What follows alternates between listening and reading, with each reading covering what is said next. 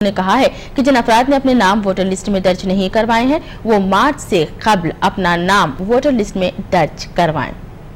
All India Congress committee के GS और Andhra Pradesh FIR का इंचार्ज दिग्विजय सिंह जी हैदराबाद में आए हुए हैं। हैदराबाद में दिग्विजय सिंह जी 3 दिन रहेंगे। वह आज एयरपोर्ट से लक्ष्मी पनाया और रघुवीरा रेड्डी जो कि हाल ही में पीसीसी अपॉइंट हुए हैं, उन लोगों ने वहां पे लेके आए और गांधी भवन में मीटिंग रखे थे। मीटिंग में उनका फोकस इस तेलंगाना के ऊपर था, इलेक्शन के ऊपर था। इलेक्शन में लोकसभा में कैंडिडेट किन किन को चुनेंगे उसके ऊपर था।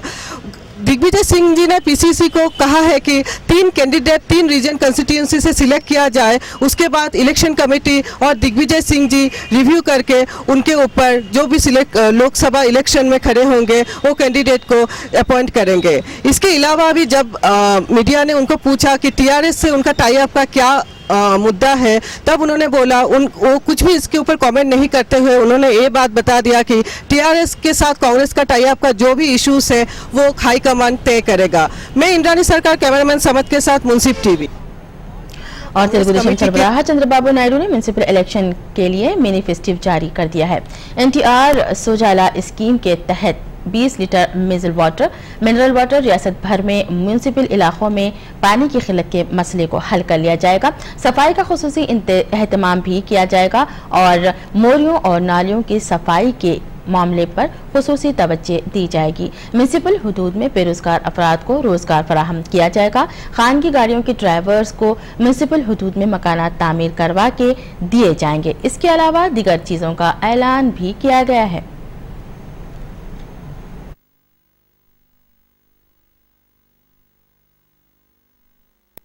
कांग्रेस पार्टी के सीनियर और साबिक वजीर रघुवीरा रेड्डी ने कहा है कि कांग्रेस पार्टी में अपना करियर बनाने के बाद पार्टी से अलहदगी दुरुस्त नहीं होगी। उन्होंने किरण कुमार रेड्डी पर तनकीद की है। उन्होंने कहा है कि पार्टी से मुस्तफी होने वाले कायदीन को फिर से पार्टी में वापस लाने की कोशिश करेंगे।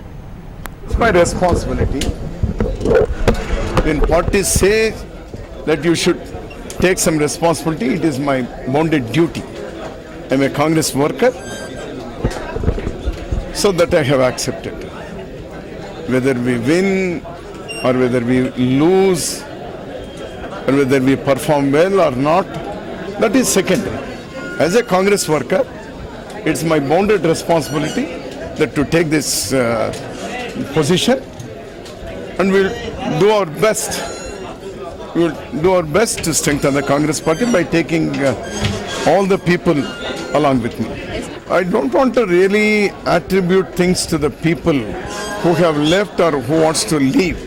My only appeal to them, when party is in difficult times, we should all stand by party, because for decades we have enjoyed the fruits of Congress party. Now we should be prepared to lose something for Congress party. So I appeal all of them to come back. जब से रियासत की तकसीम के फैसले से Congress party का शिराजा बिखर रहा है, ऐसे में पार्टी कायद रघुवीरा रेड्डी ने सीमांध्रा में कांग्रेस को मजबूत करने की कोशिश की है। अब देखना यह है कि अगले इंतखाबात में अवाम का कांग्रेस पार्टी के हक में क्या फैसला होगा। कैमरामैन खाजा के साथ मैं खुद सिद्दीका, मुंसिफ टीवी के लिए। शंकर राव ने रियासत की मौजूदा सूरत हाल को लेकर किरण कुमार रेड्डी को तनकीद का निशाना बनाया है। उन्होंने कहा है कि किरण कुमार रेड्डी की गलत पॉलिसियों की वजह से रियासत में अवाम कांग्रेस पार्टी से दूर हो रही है। उन्होंने पार्टी सदर सोनिया गांधी को मेदक लोकसभा हल्के से मुकाबला करने की दावत दी है। शंकर राव ने कहा है कि अगर सोनिया गांधी मेदक हल्के से मुकाबला करेगी तो उनकी कामयाबी के लिए हर मुमकिन कोशिश करेंगे। उन्होंने यकीन जाहिर करते हुए कहा है कि मेदक लोकसभा हल्के में सोनिया गांधी मुकाबला करेंगी तो जरूर कामयाब होंगी। मैडम सोनिया गांधी जी को ये इसके सदर यूपीए चेयरपर्सन को एक लेटर लिखी और फैक्स भी दी, और कांग्रेस के वाइस प्रेसिडेंट राहुल गांधी जी को कांग्रेस के वर्किंग कमेटी के जितने भी मेंबर आए वो लोगों को उनके साथ, और हमारे AICC general secretary in charge Andhra Pradesh affairs के दिग्विजय सिंह को भी लेटर लिखा, फैक्स भिजाई, क्योंकि मैडम सोनिया गांधी से मैं ये गुजारिश किया, यहाँ से लड़ेगी वही होगा जो 1980 में 34 साल पहले मैडम इंदिरा वहां से लड़ने के बाद रायबरेली में भी जीते, यहाँ भी जीते, और यहाँ की माहौल अच्छी हो जाएगी। सर आप बोलना चाहते हैं होगा। सर एक बात है, यहाँ पे हमेशा कांग्रेस पार्टी जब हर जगह पे हार जाती है, हर जगह पे मायूस हो जाती है, हमेशा साउथ को ढूंढ लेती है, क्यों ऐसा? ऐसी बात नहीं, तुमने गलत फहमी में है। हम अगर हाईकमांड मेरे को आदेश देंगे, मैं नरेंद्र मोदी के ऊपर लड़ूंगा और उसको हरा के रहूंगा। आपको मैं ये भी गुजारिश किया था, सीमांध्रा में जगन की हवा नहीं है। आज भी गुजरात स्टेट में 29% माइनॉरिटीज है और मुस्लिम्स 16.5% है, नियरली 17%। ये क्या बीजेपी को डालेंगे? बताओ मुझे, हम वहीं पर जीत के बताएंगे। हम उनसे सीनियर है, उन्होंने सिर्फ माइनॉरिटीज के ऊपर ही भरोसा है आपको? नहीं, माइनॉरिटीज की हिफाजत करना, और माइनॉरिटी को इस देश में हम प्रेसिडेंट ऑफ इंडिया बनाए, सदर जमहूरियत बनाए, चीफ मिनिस्टर बनाए, एआईसीसी के प्रेसिडेंट बनाए और सेंट्रल मिनिस्टर बनाए, है क्या नहीं? तुम एक दलित को, बीजेपी वाले तुम एक दलित को पार्टी के सदर बना के 1 लाख रुपए के रुश्वत से उसको ये कर दे के जेल में लगाए तुम। ये है तुम दलित, तुम्हारे को।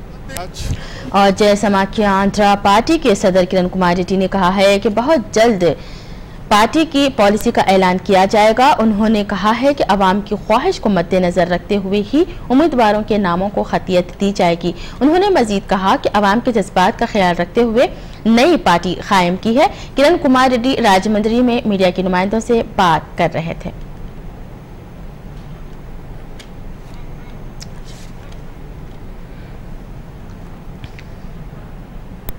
हैदराबाद डेयरी में वक्त हो चला है एक मुख्तसर से ब्रेक का। ब्रेक के बाद भी जारी रहेगा खबरों का ये सिलसिला।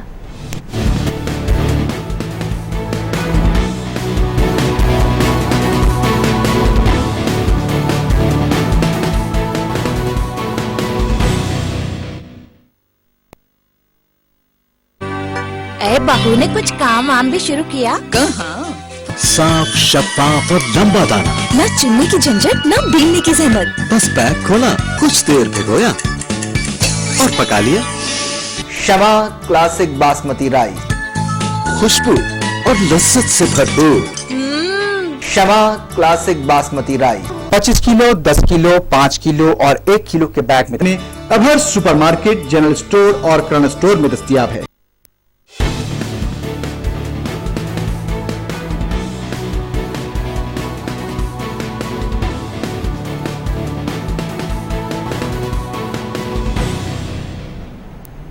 वक्फे के बाद आपका दोबारा इस्तकबाल करते हैं और अब नजर डालते हैं मजीद खबरों पर।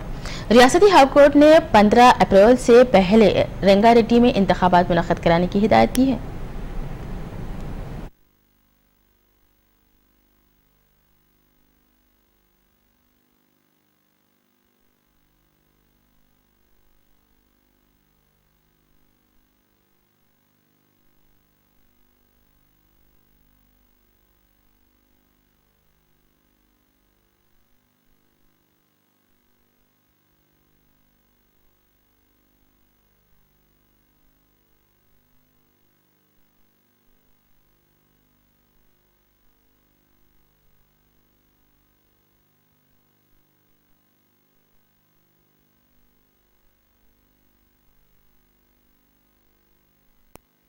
निजामाबाद में बायासार कांग्रेस पार्टी लीडर डॉक्टर मधु याशकी गौड़ ने इस्तीफा दे दिया है। उन्होंने बालकुंडा से आजाद उम्मीदवार की हैसियत से मुकाबला करने का ऐलान किया है। मधु याशकी गौड़ ने कहा है कि वो बायासार कांग्रेस पार्टी की पॉलिसी से नाराज हैं, इसलिए पार्टी छोड़ रहे हैं।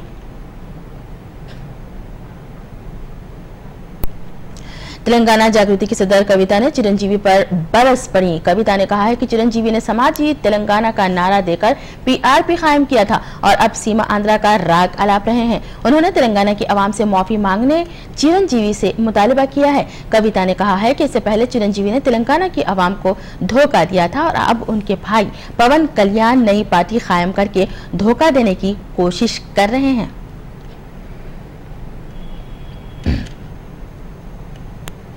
टीआरएस सरबराह केसीआर पर उस्मानिया यूनिवर्सिटी ने कड़ी तनकीद की है।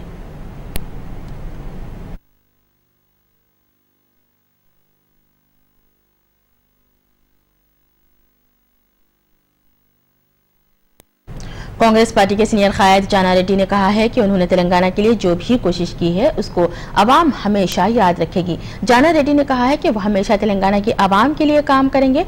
उन्होंने तेलंगाना पीसीसी सदर पुन्नला लक्ष्मैया के इंतखाबात को लेकर अदम इत्मीनान का इजहार किया है।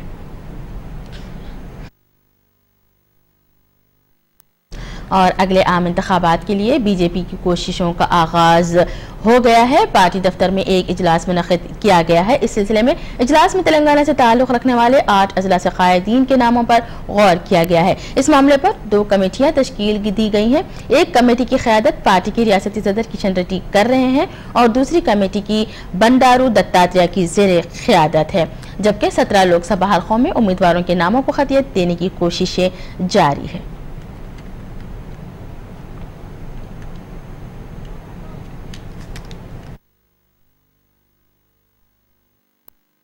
जिला श्रीकाकुलम में पुलिस ने तनक्की के दौरान 10,50,000 रुपये जब्त कर लिए हैं। पुलिस ओहदेदारों ने बताया है कि तेलुगु देशम लीडर कुंटा रमेश अपने कारोबारी साथी मोहन के साथ बाइक पर 10.5 लाख रुपये ले जा रहा था। पुलिस ने शक की बुनियाद पर रमेश को रोक कर चेक किया तो 10.5 लाख रुपये पाए गए। मुकामी DSP अभिषेकम ने बताया है कि इंतखाबात के पेश नज़र 50,000 रुपये से जायद नहीं ले जा सकते हैं। ऐसे में 10.5 लाख रुपये ले जाना कानूनन जुर्म है।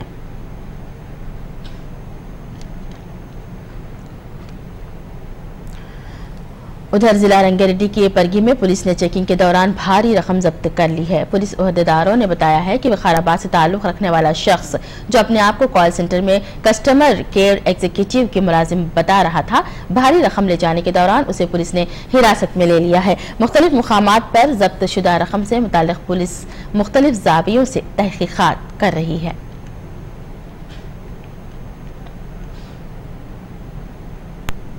और नंदन नीलकेनी आधार प्रोजेक्ट चेयरमैन के ओहदे से मुस्तफी हो गए हैं। बेंगलुरु में कांग्रेस पार्टी में बाज़ाब्ता शमूलियत के बाद नंदन नीलकेनी आधार प्रोजेक्ट के ओहदे से मुस्तफी हो गए हैं। उन्होंने अपना इस्तीफा मुताल्लिका ओहदेदारों के हवाले कर दिया है। नंदन ने बेंगलुरु लोकसभा हल्के से इंतखाबात लड़ने का ऐलान किया है।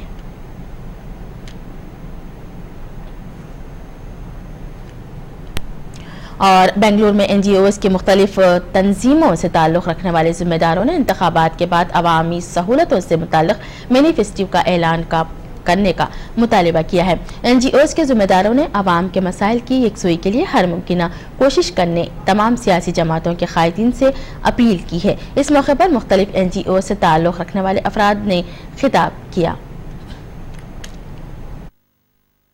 कोई ना कोई ऑर्गेनाइजेशन, कोई ना कोई संस्था कुछ ना कुछ इश्यूज के लेकर आगे बढ़ा रही है। आप इस सभा कह रहे हैं कि कुछ मैनिफेस्टो में इन पॉइंट्स इंटर करने के लिए आप हर पॉलिटिकल पार्टी के आगे जाएंगे और उन पॉइंट्स को मनवाने की कोशिश करेंगे। आप इस बारे में कुछ तफसील से बताएंगे। इलेक्शन के समय पर इसी मैनिफेस्टो में कुछ सजेशंस इंक्लूड करने के लिए हम लोग एक मैनिफेस्टो का जो सजेशंस था उसका हम लोग प्रयत्न करके एक 30 ऑर्गेनाइजेशंस टुगेदर हम लोग ने वहाँ पर प्रेजेंट किया था। साल में लोकसभा इलेक्शन के समय पर ये मैनिफेस्टो को सजेशंस देने का जो भी पॉइंट्स है उसको मैनिफेस्टो में जुड़ाने के लिए हम लोग सजेशंस तैयारी किया हुआ है। इस कार्यक्रम में राजकीय पक्षों का प्रतिनिधियों और कैंडिडेट्स भी आने का सूचना है। हम लोग वहाँ पर सारी कर्नाटक की या देश की समस्याओं जो भी है हर समस्याओं को इकट्ठा कर हम लोग एक मैनिफेस्टो का सजेशन तैयारी हुआ है। इसको वहाँ पर हम लोग 15 तारीख सुबह देने का सूचना। ये चीज है कि हम लोग प्रयत्न तो हमारा होती रहती है हर बार राजकीय व्यक्तियों के पास जाने का, सरकार के पास जाने का था कि ये बात ये है कि हर बार हम लोग तो प्रयत्न करते हैं वो बाहर नहीं आता है। लेकिन ये चुनाव का समय पर हम आने का जरूर ये है कि उस समय पर ये राजकीय व्यक्ति जो है चुनाव में कंटेस्ट करेगा वो आश्वासन देगा और वो आश्वासन को पब्लिक को बता देंगे और वो आश्वासन के ऊपर हम लोग काम करने का रास्ता मिलेगा ना। इसलिए हर बार हम ऐसे प्रयत्न ये तो जनरल पब्लिक के साथ हम लोग मिलकर बातचीत कर उसके बाद इस पॉइंट को हम दिया हुआ है। सो ये पॉइंट अभी पॉलिटिकल पार्टी और सामान्य जन के साथ ये जाएगा। मैडम आप बताइए कि सिविक सोसाइटी, सिविक ऑर्गेनाइजेशन जो मिलकर के कोशिश कर रहे हैं, कहाँ तक ये कोशिश कामयाब रहेगी? हमें उम्मीद है कि कोशिश कामयाब रहेगी, क्योंकि नेता लोग इस वक्त सुनने के लिए तैयार है और हम ये सोचते हैं कि अगर वो अपने मैनिफेस्टो में इसको इंक्लूड करेंगे, तो उनको जोड़ लेते हैं, तो फिर हमें ज्यादा हक मिलता है उनको पूछने को। जो 15 तारीख को जो मीटिंग होने जा रही है, जिसमें कई पॉलिटिकल तंजीमों से कोई ना कोई रिप्रेजेंटेटिव होगा बात करने के लिए, किस तरह के अपराध हम डिस्कस करेंगे, कौन कौन सी लिस्ट आपके पास है, कौन कौन 15 तारीख की मीटिंग में शिरकत करेंगे? सभी पॉलिटिकल पार्टी आएंगे। हम तो उम्मीद करते हैं कि सब लोग आएंगे। हमने सबको निमंत्रण दिया है कि वो आए और जुड़े समस्या को हल करने के लिए। जो हमने मैनिफेस्टो का ड्राफ्ट जो हम उम्मीद करते हैं कि वो अपना मैनिफेस्टो में जोड़ेंगे, उसमें सारे ये प्रॉब्लम है, समस्या जो है सिर्फ एक एरिया का नहीं है, सारे समस्या जो हमारे आम जनता की समस्या है वो जुड़ी है उसमें। तो हम सोचते हैं कि सबको बुलाएं, सब लोग अपनी जिम्मेदारी लें और जैसे जैसे चुनाव करीब होते जा रहे हैं, हर तरह की दिलचस्पी नजर आ रही है, हर तरह के ऑर्गेनाइजेशन अपने अपने पॉइंट्स को हुकूमत से मनवाना चाह रही है। मैं कैमरामैन हमीदुर रहमान के साथ उनसे। नाज़रीन, इन दिनों हर तरफ इंतखाबी सरगर्मियों का मौसम गर्म है। क्या कहती है ऐसे में रियासत की सूरत हाल? आइए देखते हैं और डालते हैं उस पर एक नजर।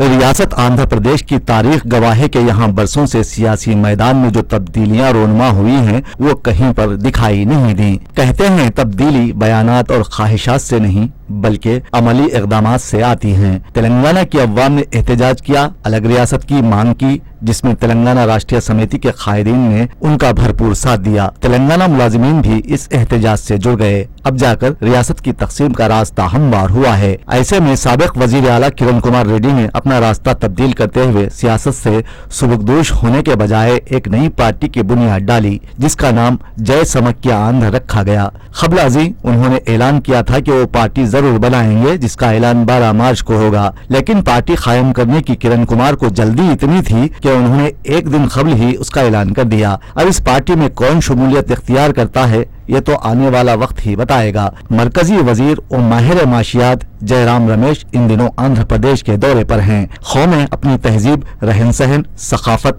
बोलचाल, त्योहारों से पहचानी जाती हैं और वो इसी दायरे में रहकर अपनी जिंदगी को गुजार देती हैं, लेकिन अपने मजहब व सकाफत को कभी नहीं छोड़ती। अब यहाँ पर एक मसला भयानक रूप इख्तियार करता जा रहा है। सीमा आंध्रा कायदीन कहते हैं कि रियासत की तकसीम भले ही हो जाए, लेकिन तेलुगु अवाम को एक दूसरे से कोई जुदा नहीं कर सकता। तवील जिद्दोजहद, सबर आजमा इंतजार, तरह तरह के खदशात, जा ओ बेजा अंदेशों, सियासत की कह मुकरनियों, हर लम्हे बदलती सूरत हाल, मुकामी दबाव, गैरों की मदाखलत के बावजूद सियासत की तकसीम का फैसला हो गया। एक तरफ अचानक बार बार मीडिया के रूबरू आने वाले लगड़ापाटी राजगोपाल एकाएक खामोश हो गए तो चंद्रबाबू नायडू ने अपनी सियासी बका के लिए सीमा आंध्रा इलाके का रुख किया। वो इन दिनों विशाखापट्टनम में हैं और अवामी इजलास से खिताब करते हुए कहते नहीं थकते कि कांग्रेस पार्टी ने वोटों और सीटों की सियासत करते हुए तकसीम के फैसले को रजामंदी दे दी है, लेकिन रियासत में हकीकी तरक्की तेलुगु देशम पार्टी के दौरे इख्तिदार में ही हो पाई है। जयराम रमेश रियासत के मुख्तलिफ अजला का दौरा करने में मसरूफ हैं और आज वो जिले प्रकाशम में हैं और अवाम से खिताब करते हुए कह रहे हैं कि रियासत की तकसीम कांग्रेस पार्टी का कारनामा है, तो दूसरी जानिब सीमा आंध्रा को दिए जाने वाला पैकेज और इलाके की तरक्की को मजीद बेहतर बनाना हुकूमत का अव्वलीन फर्ज है। म्युनिसिपल इलेक्शन के लिए पर्चा नामजदगी का सिलसिला जारी है। अजला में मुख्तलिफ जमातों के उम्मीदवारों ने पर्चा नामजदगी दाखिल की है। पर्चा नामजदगी के मौके पर हर पार्टी जीत को लेकर पुरुम्मीद नजर आ रही है। म्युनिसिपल इंतखाबात के लिए जैसे जैसे वक्त करीब आ रहा है, सियासी कायदीन की सरगर्मियों का आगाज हो गया है। रियासत भर में मुख्तलिफ सियासी जमातों के उम्मीदवारों ने म्युनिसिपल इंतखाबात के लिए आज पर्चे नामजदगी दाखिल की। जिले वरंगल में बीजेपी के उम्मीदवारों ने पर्चे नामजदगी दाखिल किए। इस मौके पर पार्टी कायदीन और कारकुनों की बड़ी तादाद देखी गई। उधर महबूबाबाद में सीपीआई और टीआरएस के उम्मीदवारों ने भी पर्चे नामजदगी दाखिल की है। टीआरएस और बीजेपी उम्मीदवार पार्टी कायदीन और कारकुनों के साथ पर्चे नामजदगी दाखिल किए। इत्तलात है कि महबूबाबाद से टीआरएस और सीपीआई के दरमियान मुफाहमत हुई है। टीआरएस 28 हलकों से मुकाबला करेंगी, जबकि सीपीआई 8 हलकों से अपनी किस्मत आजमाई करने का फैसला लिया है।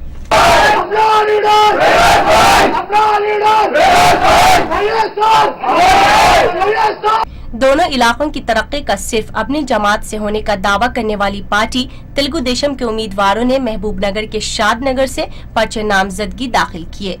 मुख्तलिफ मुकामात पर टीडीपी उम्मीदवारों ने अवामी तायद को लेकर मसरत का इजहार किया। रियासत की तकसीम के मामले में पेश रहने वाली पार्टी वाईएसआरसीपी के उम्मीदवारों ने जिले करीमनगर में पर्चे नामजदगी दाखिल किए। इस मौके पर अक़लियती नौजवानों ने वाईएसआरसीपी की तायद में बाइक रैली निकाली।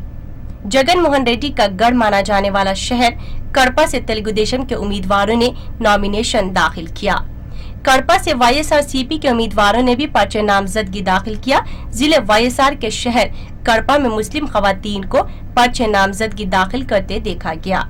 इस तरह रियासत भर में मुख्तलिफ जमातों के उम्मीदवारों ने म्यूनिसिपल इलेक्शन के लिए पर्चे नामजदगी दाखिल किए हैं।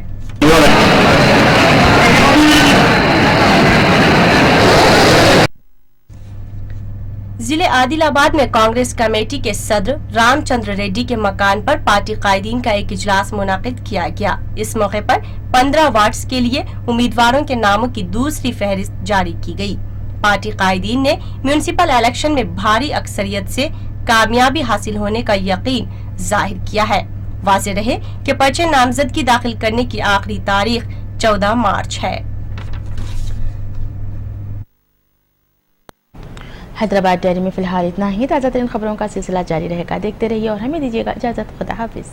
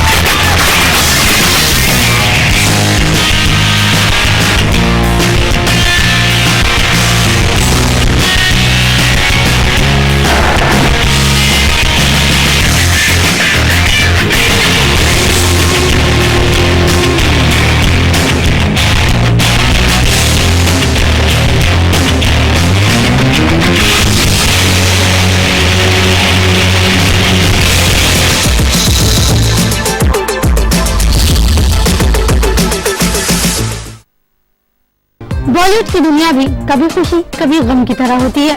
कभी दुश्मनी की खबरें तो कभी होती है दोस्ती की चर्चा। कभी फ्लॉप फिल्मों का गम तो कभी होता है हिट फिल्मों का जश्न। कभी फिल्म मिलने की खुशी तो कभी फिल्म छिन जाने का गम। बॉलीवुड की इन चटपटी खबरों को जानने के लिए देखिए ग्लैमर की खबरें हमारे साथ रोजाना शाम 6 बजे सिर्फ टीवी पर। आप बताइए कि क्या करना चाहिए अगर औरत बाहर निकलती है और वो अपने आप को महफूज नहीं समझती तो क्या आती है उसके लिए क्या दूसरा रास्ता होगा? कानून बनाने के बाद भी हमको ये चाहिए कि समाजी तौर पर हम उस कानून की हिफाजत करें। हमारे पास होता ये है कि कानून बना लेते हैं और उसके बाद वो कानून कहीं और चला जाता है, हम जो चाहेगा। रात का वक्त जो रहता है वो औरत का घर पे रहना ही बेहतर रहता है और अगर वो घर से बाहर निकलती है तो वो उतनी महफूज नहीं रहती है। तो बेहतर यही है कि जहाँ तक मुमकिन हो सके इससे इज्तिनाब किया जाए। औरत माँ को माँ का दर्जा दिया जाए, बीवी को बीवी का दर्जा, बहन को बहन का दर्जा, बेटी को बेटी का दर्जा और हर मजहब में लिखा हुआ है कि औरत की रिस्पेक्ट की जाए। हम जब बच्चों की बात करते हैं और बच्चियों की बात करते हैं तो हम खुद ही कहते हैं कि बच्चियाँ लड़कों की निस्बत ज्यादा अच्छा पढ़ती हैं। इसकी वजह क्या है? आप भी जानती हैं, आप भी एक माँ है, मैं भी जानती हूँ, मैं भी एक माँ। महफिले ख़वातीन, देखिए हमारा ये प्रोग्राम पीर ता जुमा दोपहर 1:30 बजे सिर्फ मुंसिफ टीवी पर।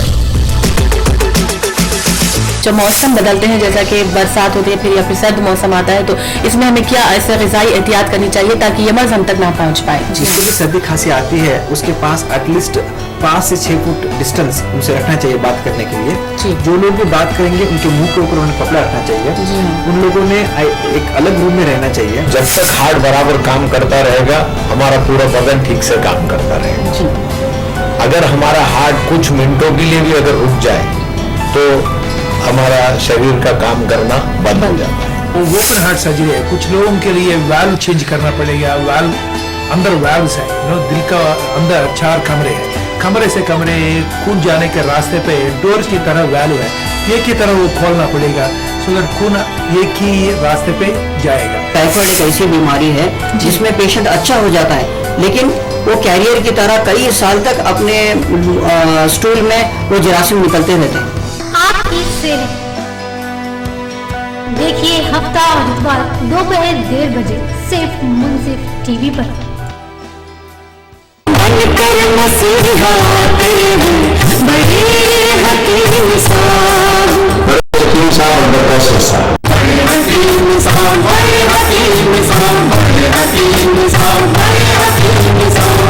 आपने शुगर के लिए कासनी दवा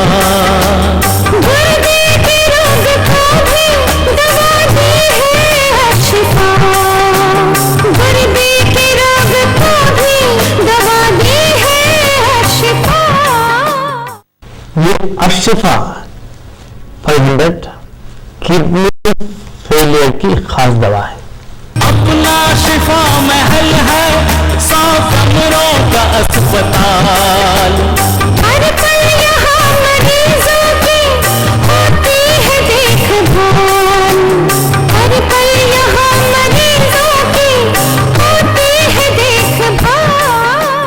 आप बताइए कि क्या करना चाहिए अगर औरत बाहर निकलती है तो वो अपने आप को महफूज नहीं समझती तो क्या फिर उसके लिए क्या दूसरा रास्ता होगा?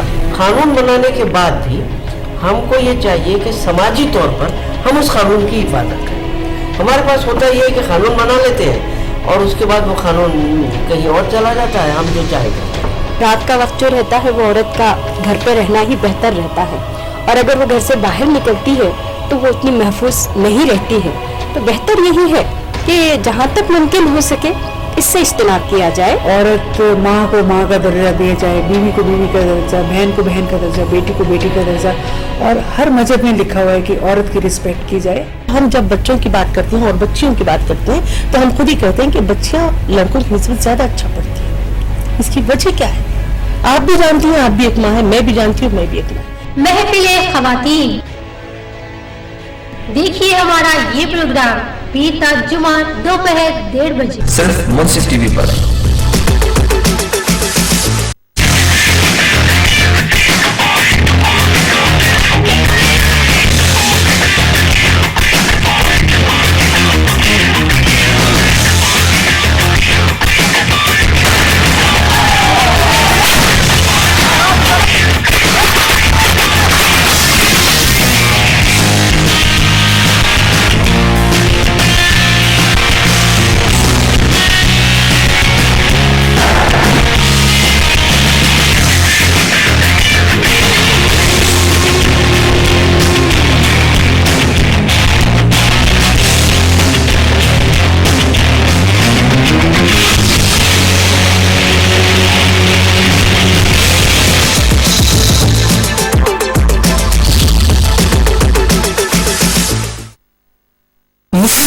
ना क्या है? देखिए, हिंदुस्तान में जितने भी क़वानीन हैं वो सब सेकुलर क़वानीन हैं और तमाम शहरियों पर एक साथ लागू होते हैं। लेकिन बाज़ मजहबी क़वानीन ऐसे हैं जो सबके ऊपर एक साथ लागू नहीं हो सकते। तो जब ब्रिटिश इंडिया के दौर में जब ये कानून साजी हो रही थी तो उस वक्त हर मजहब उस वक्त जो कानून लागू होता था ब्रिटिश वाले एक से एक सेकुलर कानून बनाते जा रहे थे। लेकिन यहाँ के जो दीगर मज़ाहिब के लोग थे, हिंदू, मुस्लिम, सिख, ईसाई, क्रिश्चियन, जैसे जितने लोग थे उन सबके लिए अलग मजहबी कानून के तक उनको ये गुंजाइश दे दी गई कि उनके बिल्कुल शख्सी जो क़वानीन हैं उसके पर उन्हीं का कानून लागू किया जाएगा और उसी के तहत फैसले भी दिए जाएंगे। बार काउंसिल का एक रूल है कि एज रिस्ट्रिक्शंस भी आ गया है। 5 ईयर्स के लिए उम्मीदवार जो है only 20 years, he should not be more than 20 years, 20 साल से ज्यादा नहीं रहना। और जो है 3 ईयर्स के लिए 30 साल से ज्यादा नहीं। हम देख रहे हैं कि मल्टीनेशनल कंपनीज हिंदुस्तान में आई हुई हैं, तो लॉ ग्रेजुएट्स के लिए एक MPO करके जॉब्स निकले हैं।